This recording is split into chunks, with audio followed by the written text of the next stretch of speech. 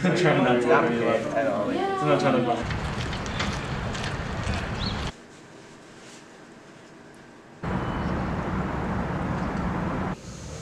No, it's absolutely absurd. No, I mean...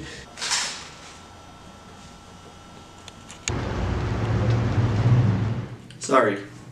Allow me to introduce myself. Hi. I'm Rich. The things I love the most are mangoes, my parents and my sister, and seeing you smile. There may only be a handful of things that create my happiness, but the little things are all we really need in life. Beauty, romance, love. That is why we're alive. That is why I'm alive.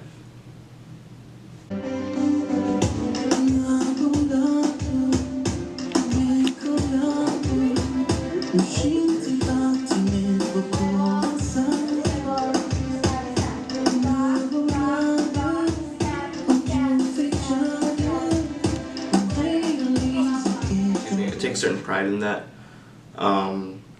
It's something because I have a younger sibling, especially the way I grew up, very family oriented, and so it's something that I want to be a good role model for my younger sister as she grows up and goes into high school, goes into college, that she has somebody that she can see who's being successful, and that she can take that in and also force herself and push herself to motivate herself and become successful as well. Although Marquette was my #1 school for different reasons, coming onto campus and seeing that diversity did shake me a little. Growing up, I felt like I was very fortunate in the city I grew up in.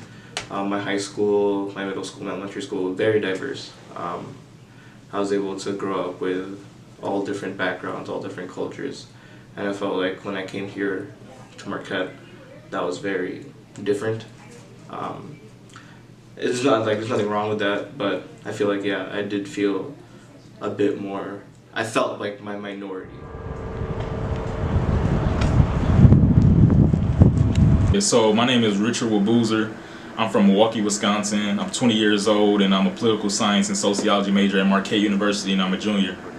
Free my brothers enslaved in Angola. Salute to the soldiers born and bred in that know on the corners whipping babies. Cantaloupes and calliope lines preying on antelope. Hit a spraying the antidote. You know, my parents always put education on me, so that was always the first pressure. And then, you know, with me having sisters who they were able to go to undergrad and then go to grad school, it's always like you got to live up to their expectations. But you know, I think it's like it's a good pressure because, you know, like me being, you know, first gen and being young African American, you know, we have to live up to societal pressure. Like, we always have to make sure that we're not living up to a stereotype. And, you know, a lot of times I always had this idea in the back of my mind, you know, you're getting this education really for the people who can't. Like, when I used to live on the dorms, I used to go to Sodexo, you know, seeing the old middle-aged black women who, you know, they probably came from a time where college education definitely was not something that was feasible as it is now. And we can argue that it's still not as where it should be, but, you know, it's definitely easier now than it was 50 years ago. So you always got to think in your mind, like, with you coming from where you come from, you know, try to get that education for the people who don't. And I think that's, like, in many ways, it's a good pressure. It's not really a bad pressure. It's like, you know, be that one that somebody coming after you can look up to. Because, you know, when I was rapping before from being in high school, it was very much like a Milwaukee, you know, social issues centered, you know, type of music.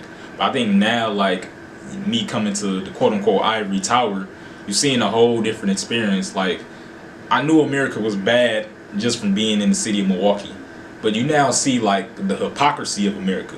Like, and I think that's, you know, allowing me to expand in different subject matter than just me being a first-generation college student from Milwaukee, because now I'm looking at, you're seeing kids who are doing drugs, and then you compare it back to Milwaukee or Vliet Street where kids doing drugs, and them kids is doing 20 years in prison, but then you see these kids in McCormick Hall, or they no longer exist anymore, they not doing any time. Police not coming in there and knocking down the doors and trying to send them to jail.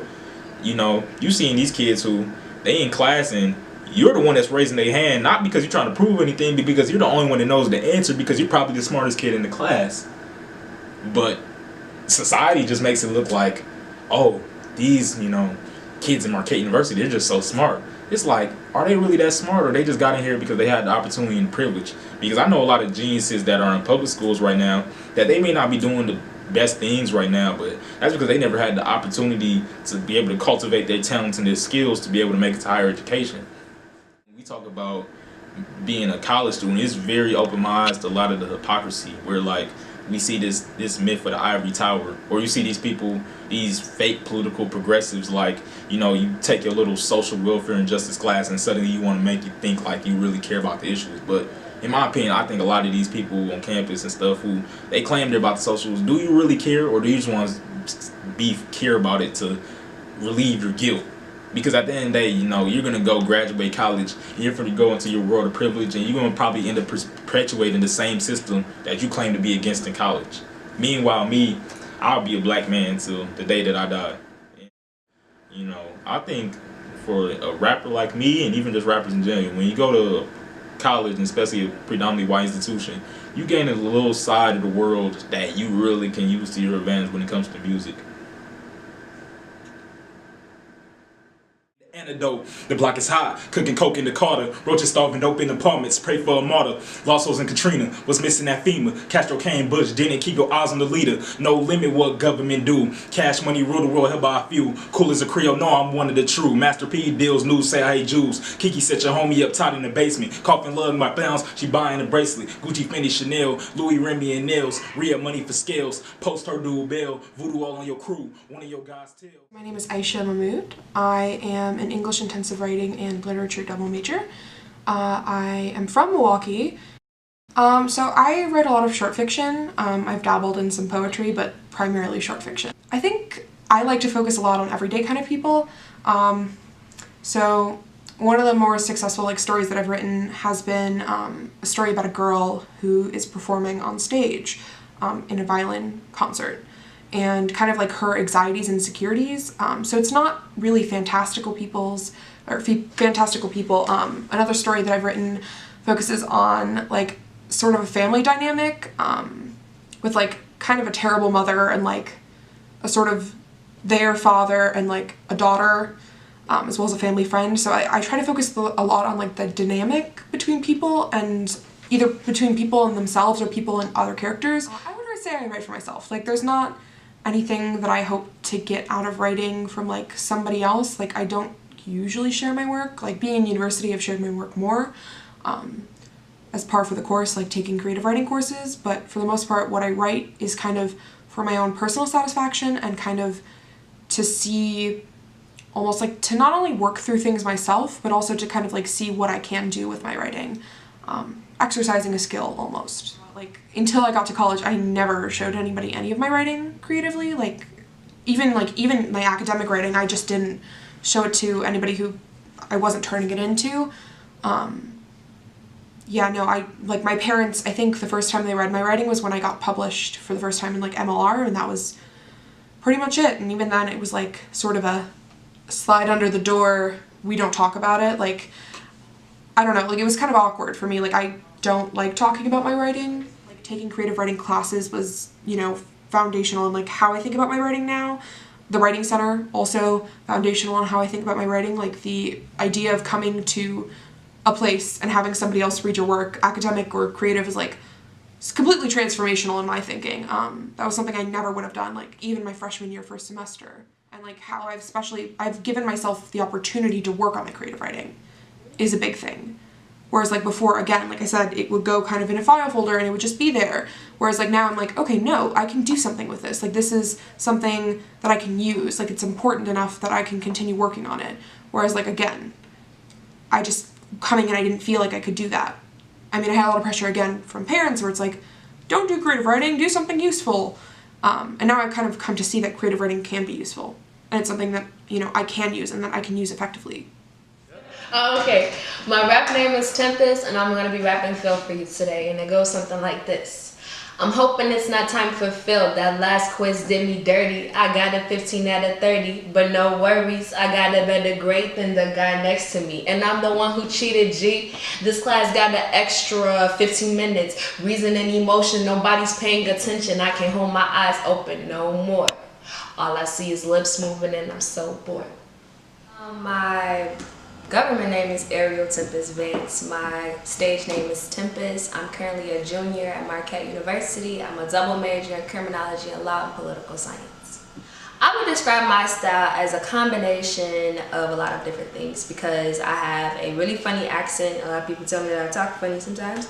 So it's kind of like a mix of a little bit of like, I wouldn't say Caribbean because I'm not Caribbean, but I do like to steal the way they say certain words, so I have like that flavor in there. I also have a lot of pop because I listen to a wide range of music. Lauryn Hill is inspired me like greatly, so that I have a lot of like reggae-ness to my like vibe sometimes. But I'm from Chicago and we love drum music, so you're gonna hear the gun sounds, you're gonna hear the da-da-da-da-da, you're gonna hear all of that stuff, and we're really energetic. We like to dance, we like to move, so music that I put out is gonna always be music that either expresses me enjoying myself, either me expressing how I feel about something that I'm facing, or just something that I feel that would make somebody else feel good because it made me feel good.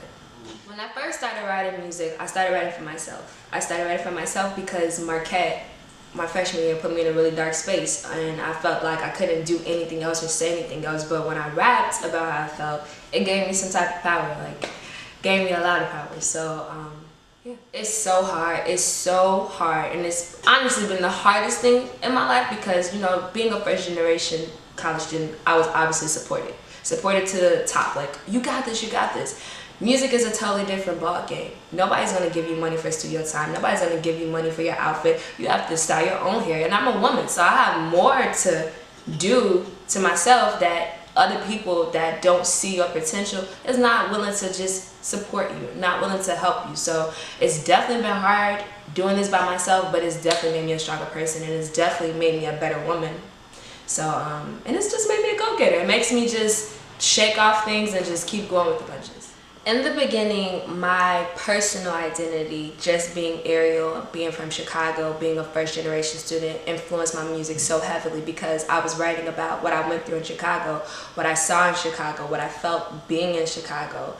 And as I started writing more and more, I found that it was just filled with hurt. It was filled with like anger, and I didn't like that sound. I didn't want that to be the image that I was presenting. Like, it's okay to be hard. Like, I'm definitely not opposed to that. Like, women definitely can spit and spit the same way that guys spit, but that's not what I didn't want to promote that. I didn't want that angry, hurtful, or like promoting something that's going to hurt you if you do it, you know? So it's like, I was like, I gotta change the way I do things.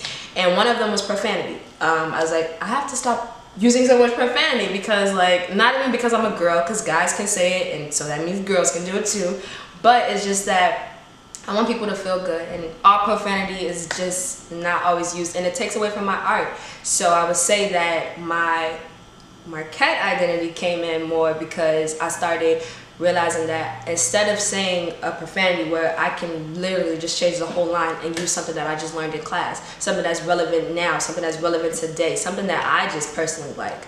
Like, I know when I'm in class, it's really cute because I'll learn something and in my head I'll say a rap with it. Like, and that's how I remember that statement. And then I'll go home and I'll write it out, and then I'll just keep going with it, and then it just keeps flowing. So I feel that in the beginning, my first generation jitters and my Chirac like attitude was like all in my music, but now it's like a combination of being an older woman, being a young adult, being a young lady, and being an educated young lady. Like, now I got it. Like, I have more knowledge on how to advance in this career.